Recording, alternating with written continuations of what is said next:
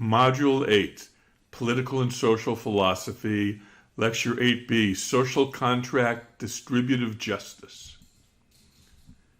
Social Contract Theory. Thomas Hobbes, 1588 to 1679. Hobbes was the first that came up with social contract theory, although the idea was already suggested by Plato, as we mentioned. Political organization is based on a kind of legal fiction that humans made a social contract. Hobbes had taught that people in a state of nature are selfish and cruel. Remember that he was a strong proponent of psychological egoism. People try to destroy each other. In nature, life is, to quote Hobbes, solitary, poor, nasty, brutish, and short. For society to exist, people gave up their rights, even to a dictator or despot who was able to keep the peace. Hobbes put the ideas together in a book entitled Leviathan.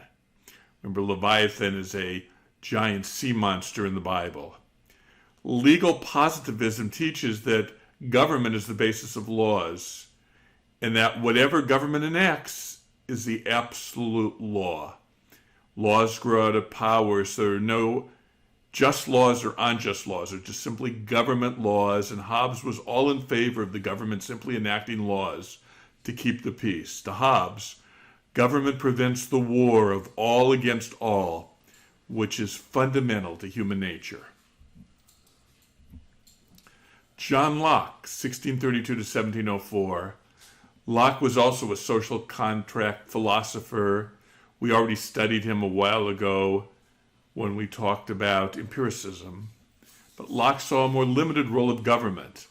Government must keep the peace. Locke emphasized the role of government in protecting rights. According to Enlightenment thinking, rights come because of our humanity. The idea of rights never appears in classical Greek philosophy nor in the Bible. It was articulated by John Locke, who spoke of human beings endowed by their creator with certain unalienable rights, meaning they cannot be taken away. Locke mentioned the rights to life, liberty, and property. Thomas Jefferson, 1743 to 1826, in the American Declaration of Independence, built on Locke's idea of rights. He wrote, "We hold these truths to be self-evident, that all men are created equal, that they are endowed by their Creator with certain unalienable rights, that among these are the right to life, liberty, and the pursuit of happiness." Notice how he substitutes pursuit of happiness for property.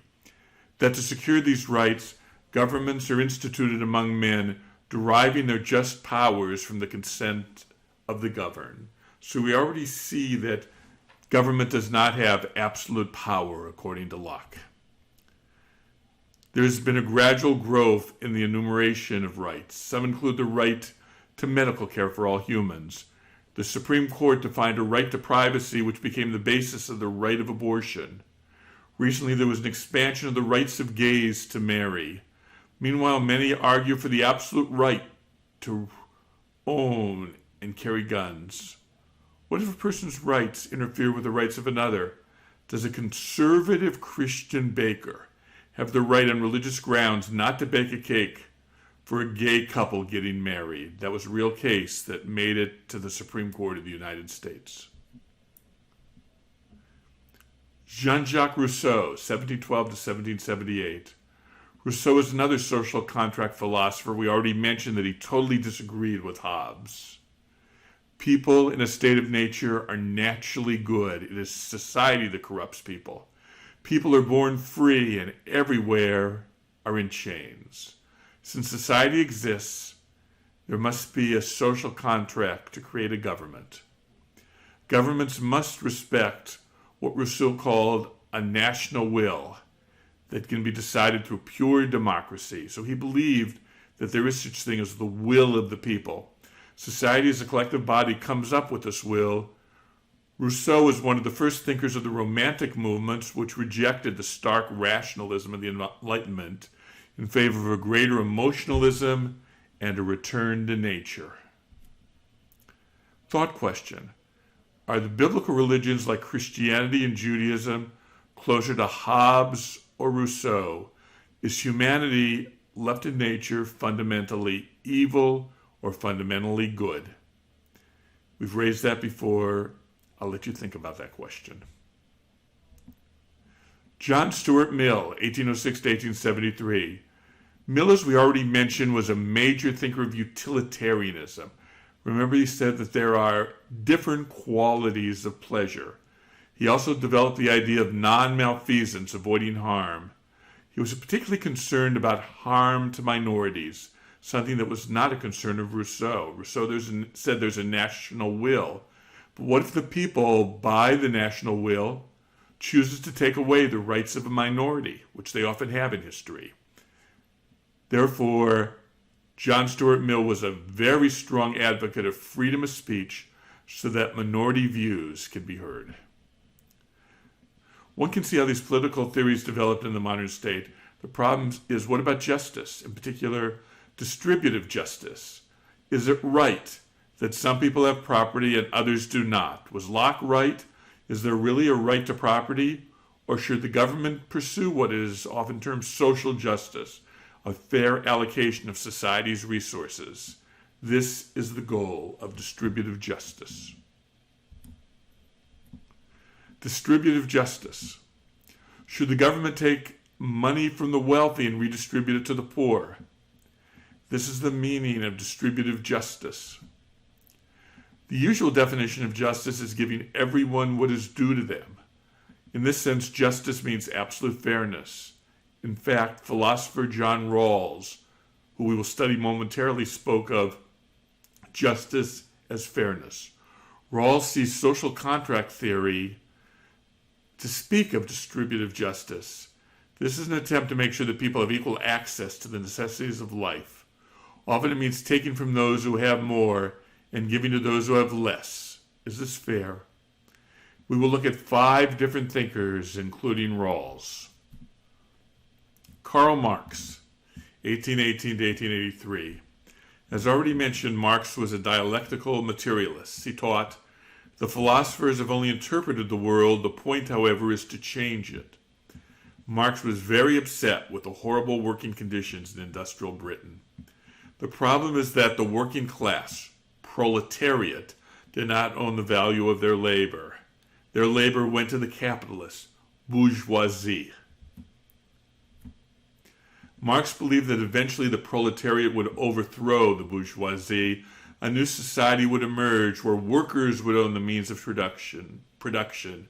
Private property would disappear. Instead, a society would be built based on the principle, from each according to his abilities, to each according to his needs. Marx called this communism. Could such a society work? Russia tried it, as did the Israeli kibbutz. The hammer and sickle on the right is the symbol of Russian communism. Such pure socialism failed to succeed in the long run. John Rawls, 1921 to 2002. Until Rawls, social contract theory had pretty much died out among philosophers. Rawls brought it back in his theory of justice. Imagine that we had to build a political and economic system from behind a veil of ignorance. We would not know whether we would be born rich or poor, male or female, native or immigrant. What kind of system would we build? What would we build that would be fair to ourselves and everybody else? First, we would make sure that everybody had certain primary social goods: food, shelter, medical care, education. What else? Second, if there are inequalities, they must work to the advantage of the neediest members of society. People could get rich, but that opportunity has to be open to everybody. He called this the difference principle. Rawls imagined distributive justice based on a social contract. Robert Nozick, 1938 to 2002. Nozick, in Anarchist State and Utopia, gave a strong conservative counterattack to Rawls. He claims that property rights are fundamental, going back to Locke. Any attempt to redistribute wealth is unjust. In fact, he called it stealing. He called for a minimalist state whose only role is to protect people. Many Democrats today lean more towards Rawls. Many Republicans lean more towards Nozick. Which would be better for society? Peter Singer, born in 1946. Australian-born Princeton philosopher Peter Singer developed one of the most debated thought experiments in philosophical debates about distributive justice. Suppose you were wearing an expensive suit or an expensive dress and saw a child drowning in mud. Would you save the child even if it destroys your suit or your dress? Of course. What if you heard of a child starving in Africa? Would you give up an expensive suit or dress or other luxuries to save the child? Peter Singer taught that the same logic applies. In his 1972 essay, Famine, Affluence, and Morality, he posits that citizens of rich nations are morally obligated to give much of their disposable income, in fact, as much as they can, to charities that help the global poor. Singer, by the way, also coined the term speciesism about favoring people over animals. Ayn Rand, 1905 to 1982. We already explored the thinking of Ayn Rand when we explored ethical egoism. Rand taught that people should act in their rational self-interest. Altruism is a dirty word. Giving even voluntarily weakens both the giver and the recipient. Everybody is responsible for their own social welfare without being dependent on others. It is worthwhile to draw a line ranging from equality of wealth on the left to absolute property rights on the right, and then putting these names on the line. On the extreme left, we see Karl Marx, who does not believe in private property. To the left, not quite as extreme, we see Peter Singer, who says that disposable wealth must be redistributed. More to the center left is John Rawls, who calls for some redistribution of wealth to give everybody fundamental social goods, but he allows people to become rich. To the right is Robert Nozick, who considers any redistribution of wealth by the government to be a form of theft. People who do it voluntarily but not be forced to. To the extreme right is Ayn Rand, who believes even the voluntary redistribution of wealth for altruistic reasons is a sign of weakness. The Democratic Party leans to the center left. The Republican Party leans to the center right on this particular line. Think about, where do you stand?